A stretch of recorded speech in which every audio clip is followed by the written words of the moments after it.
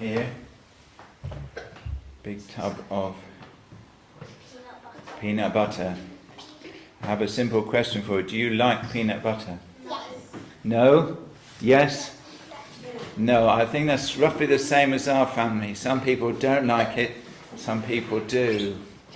But we can see we get through a reasonable amount of it because we have a big tub of it.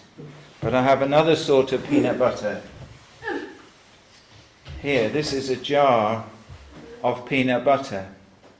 But it's peanut butter not for people. Do you know who it might be for? What it might be for?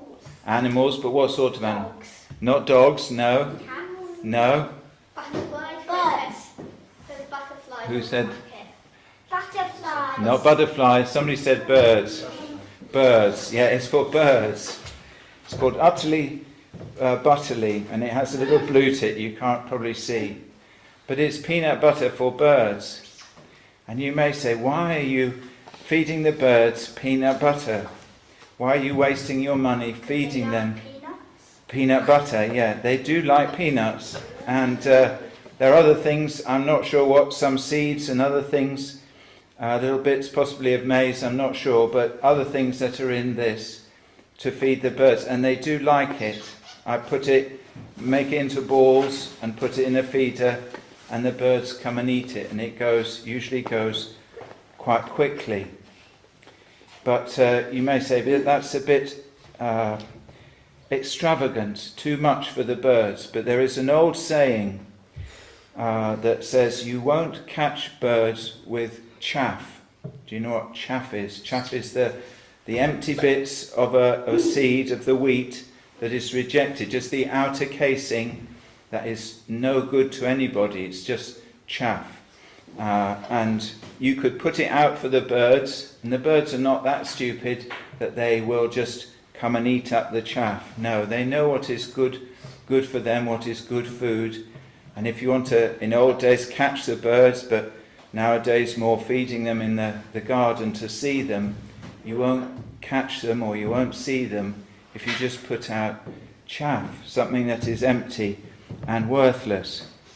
And it's a bit like that very like that with the gospel, that people may talk about Jesus, but in one sense they talk about the wrong Jesus, and they talk about a gospel that is empty and does not really help people.